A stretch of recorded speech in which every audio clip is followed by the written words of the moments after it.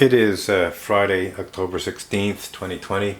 I'm just finishing up reading through my Pedigree of the Phoenix website, so I have a audio record of it. The video clip previous ended, and I don't know exactly when, so I'm just going to read back sort of halfway in the concluding page, and hopefully there won't be too much overlap. Hopefully we won't have a gap either. During a total solar eclipse, the sun appears to die. At totality, the bird-like form of the corona suddenly becomes visible, shining out all around the blackened disk of the moon, which could be very easily perceived as ashes, or perhaps a giant black ember or ball of myrrh by our ancient ancestors. The sun is then reborn and emerges from behind the ashes of the blackened lunar disk. Thus nature, if not God, did in fact create the phoenix, although the nature of this mythical bird of the sun was clearly cosmic rather than earthly. The very real possibility that the mythical phoenix, the bird of the sun, was originally inspired by the spectacular cosmic bird that only becomes visible to human beings during total solar eclipses is further reinforced by the fact that Herodotus and other ancient historians clearly reported that the ancient Egyptian priests of Heliopolis, quite literally the city of the sun, attempted to mathematically calculate the return of the phoenix, which was believed to reappear on a regular basis. I will add that they were also reputed to be able to mathematically calculate eclipses. In A.C. Cook's monumental work on the Greek sun god Zeus, the link between the phoenix and the winged sun disk symbol of the Egyptian sun god is clearly stated in a section titled "The Sun as the Bird of Zeus." I feel that it is worthwhile to present a rather extensive quote from it. In Egypt, the sun god Horus was early confused with the sun god Ra. One by one, all the functions of Ra, says Professor Maspero, had been usurped by Horus, and all the designations of Horus had been appropriated by Ra. Thus the sparrowhawk, or as Monsieur G. Benedict has recently contended, the falcon, which was originally conceived as the embodiment of Horus, came to be regarded as the symbol of Ra, or, in other words, was transferred from the sky to the sun, and was further developed into the phoenix, whose solar connections are notorious. However, the Horus of Edfu Heru Behu Tet was known far and wide as the winged solar disk. Now Aeschylus, in his Suppliants, a play dealing with a Greco-Libyan myth, makes Danaus, the twin brother of Aegyptus, say to his daughters, "Call now likewise unto yonder bird of Zeus." The Danaids do so in the words, "Lo, thus we call on the saving rays of the sun." This invocation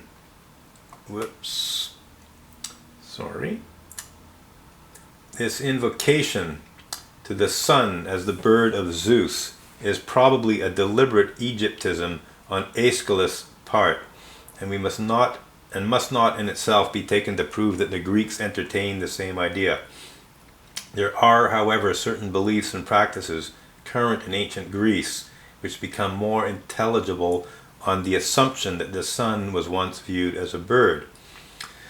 It is very clear from the preceding quote that Mr. Cook most certainly recognized a direct link between the phoenix, to say nothing of other sunbirds, and the winged sun disk symbol of ancient Egypt, although he was apparently unaware that this ancient solar symbol was directly inspired by the celestial phenomenon of the total solar eclipse.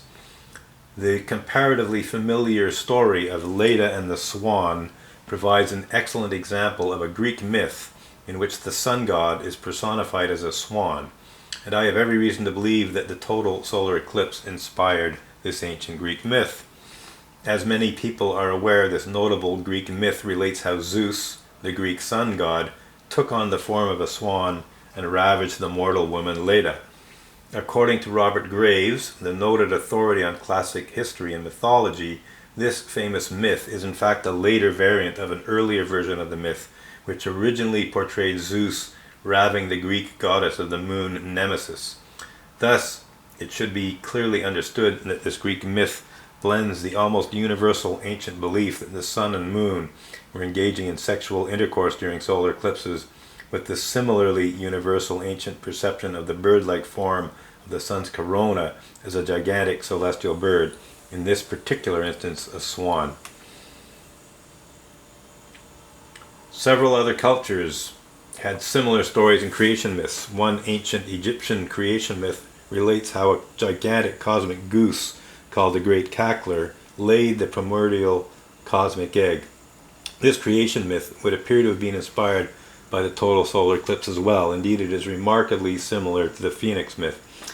There is no doubt in my mind that if modern anthropologists and archaeologists were to reassess the ancient religious iconography, theological concepts, and mythology of our ancient ancestors in all parts of the world, in light of the information which I have presented in this thesis, that they would discover many more examples of the solar bird that was inspired by the bird-like form which may be seen hovering within the sun's coronal halo during numerous total solar eclipses.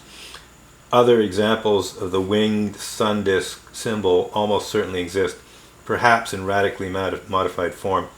In the religious iconography of various other primitive cultures and highly advanced ancient civilizations that responded to the cosmic symbolism manifested in eclipses. I will say saying numerous total solar eclipses is a bit of a stretch. The bird-like pattern is actually comparatively rare. It's actually a minority of total solar eclipses where there's a very distinct bird-like pattern, although there's a less distinct bird-like pattern in others. But in terms of a very distinct bird-like pattern, it's comparatively rare. But nonetheless, if we look at the whole span of human history, well then yes, numerous total solar eclipses is correct. But within the context of one culture at any given time, no, it's comparatively rare. I just wanted to make that correction or clarification. In general, I've endeavored to present only those examples of ancient religious iconography for which I've accumulated a reasonable level of corroborative evidence, which clearly suggests that they were almost certainly representations of sunbirds or winged sun disks that can be shown to be inspired by the bird-like form that is perceivable within the sun's corona during some total solar eclipses. There are in fact other unusual examples of winged mythical beings that were most probably inspired by the sunbird in the sun's corona. There are also other examples of ancient religious iconography and folkloric art that I have good reason to believe are variants of the winged disc symbol. There are other forms of the winged eye symbol that I have every reason to believe trace their derivation back to the total solar eclipse, which, after all, resembles both a gigantic bird and a radiant divine eye. The pagan religious iconography of the Navajo Indians includes an Eye of God motif, which forms the body of an eagle. This gives me good reason to propose that this Native American religious symbol is in fact yet another variation of the theme of the winged sun symbol, even though it is quite distinct from the ancient Egyptian and Mesopotamian winged eye symbols, and unfortunately the image didn't get preserved. It says, the descriptive text says, this Navajo bird of the sun has 5 finger-like extensions for each of its wings, perhaps referring to the hand of God. The winged eye symbol represents the eye of God. The celestial snake, the winged serpent, which figures as a dragon in so many cultures, is an ancient mythical being that is represented in varying yet remarkably similar forms in virtually every habitable region of the earth. The name of the renowned Mesoamerican god Quetzalcoatl means winged snake or plumed serpent, and I have good reason to believe that Quetzalcoatl's heredity, like the pedigree of the phoenix, may be readily traced back to the total solar eclipse and the serpent bird that was definitely perceived in this singular celestial phenomena by the ancient Mayans and Aztecs. Their perception of this awe-inspiring cosmic event is fairly easy for the educated modern mind to comprehend. It is, in its most simple form, a synthesis of the almost universal primitive concept that the sun or moon was being eaten by a gigantic celestial serpent during an eclipse, in combination with the bird-like appearance of the sun's corona during totality, as we have explained in more detail earlier.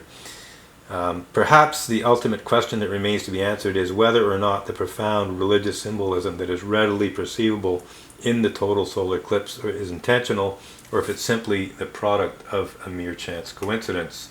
On this point, I will say only the following. An omniscient creator could have avoided most of the profound symbolism that is clearly evident in the singular cosmic events of the total eclipse of the sun by creating a solar system in which the diameter of the Earth's only natural satellite was about 5% smaller than its present magnitude. The genuinely remarkable cosmic coincidence that results in the angular diameter and thus the apparent size of the Earth's moon being virtually identical to that of the sun is either the result of a tremendously rare mere chance coincidence, or it is the result of remarkably intelligent divine design, which combines both an extraordinary flair for precision design and aesthetic proportion with profound allegorical symbolism on a cosmic scale. While I will leave it to the individual reader to draw their own conclusions about this, I will borrow a phrase from E. Walter Maunder and say that if this be a mere chance coincidence, it seems to me to be a most extraordinary one. And here what I've done is I have included a solar cross depiction of a total solar eclipse. So this is an actual astronomical drawing of a total solar eclipse inserted inside the moon, dark moon of another astronomical drawing, this time of the winged sun. And it unfortunately don't have the Assyrian religious symbol next to it, but essentially it's the same thing. You have a solar cross inside a winged sun symbol. One might very well wonder what E. Walter Maunder of the Greenwich Observatory, London, might have believed in this regard, particularly when one considers the rather controversial theological implications of some of the statements that he made in his article published in the popular scientific journal Knowledge, which was more or less a British equivalent of Scientific American magazine. I remind you of these statements that I previously quoted from Edward Walter Maunder's article. What happened in a total solar eclipse? For a short time, that which seemed so perfect a divine symbol was completely hidden. The light and heat, the two great forms of solar energy, were withdrawn, but something took their place. A mysterious light of mysterious form, unlike any other single form, was seen in its place. Could they fail to see in this a closer, a more intimate revelation, a more exalted symbolism of the divine nature and presence, just as the various Greek mysteries, the student was gradually advanced from one set of symbols to another, even more abstruse and esoteric. So here, on the broad face of heaven itself, vouchsafed for a brief space of time, and at long intervals apart, the deity revealed himself to the initiated by a higher and more difficult symbol than ordinarily. And yes, we still have some time left. And how much... okay, let's try and finish this up. I have good reason to believe that Edward Walter Maunder could not have failed to be consciously aware of the profound theological implications of the foregoing statement. I would like to propose that the penultimate words of his article, Invisible Glories of the Heavens, which was published in Sunday Magazine, a Christian faith family magazine, in October 1883, represent Edward Walter Maunder's own personal theology in an accurate, honorable, and indeed quite enlightening manner. But a total eclipse has other lessons than these. From the Bible itself, we learn to look on the sun as the type of him who is the Sun of righteousness and the light of the world. Has the brevity of its eclipse no word of teaching or comfort?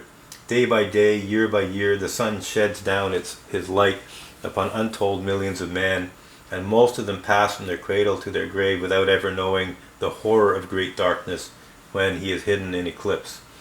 And to those to whom it comes, how brief is the period of withdrawal! Not 8 minutes in the extremest case.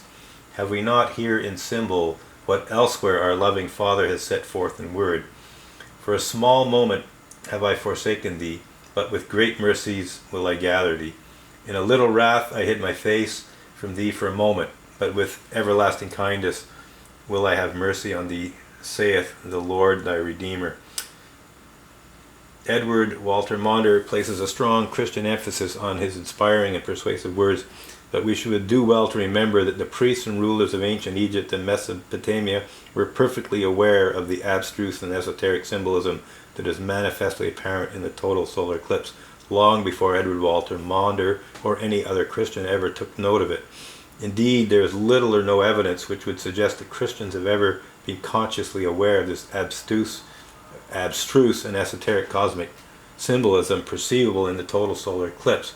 It certainly does not play any significant role in Christian religious belief and doctrine. The people of the ancient Middle East were carving the winged sun disk and other forms of the magnificent sunbird that manifests itself during a total solar eclipse into stone reliefs and creating myths and theological concepts inspired by this quite remarkable sunbird, including the well-known myth about the death and resurrection of the Bennu or Phoenix many centuries before the Hebrew prophet Malachi quoted God as saying, "The Son of Righteousness shall rise with healing in his wings."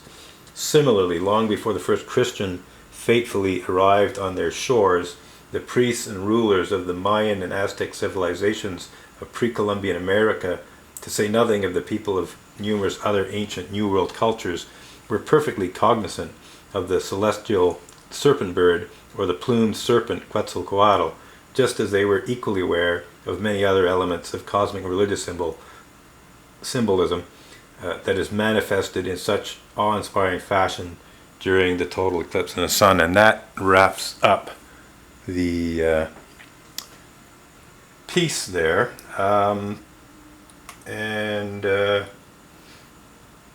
was up on the internet for some years till it went down. I don't think I'm going to add very much right now. There are a few other things I could say. We've already seen the Hafiz poem of the Phoenix, but it might be worth repeating. I think we have almost 3 minutes left, so maybe we'll just read this one last time. The Phoenix, a poem about the mythical phoenix bird by Shams-ud-Din Muhammad Hafiz, as translated by Ralph Waldo Emerson. My phoenix long ago secured his nest in sky vault's cope. In the body's cage immured, he is weary of life's hope. Round and round this heap of ashes now flies the bird amain, but in that odorous niche of heaven nestles the bird again. Once flies he upward, he will perch on Tuba's golden bough. His home is on that fruited arch which cools the blessed below. If over this world of ours his wings my phoenix spread, how gracious falls on land and sea the soul-refreshing shade. Either world inhabits he, sees off below him planets roll. His body is all of air compact, of Allah's love, his soul. And I think we're running out of time in the video. Yeah, we still got 1 minute and 30 seconds left. So is there anything more to say in particular? Off the top of my head, I mean, there's all kinds of things that could be added, but I think for now we're done. But just quickly, this is the Serge Pouchmy photo of the 1991 total solar eclipse, in which I saw the bird-like pattern. That started off my research. On the right, we have an Assyrian winged sun symbol with the cross in it. Here we have a Nazca birdman geoglyph, and here we have a Mayan version of the winged sun symbol with the anthropomorphized face of the sun god in it, the bird-like tail, polar rays, the wings, and of course the standard Egyptian winged sun symbol. And I think on that note, this video clip is done.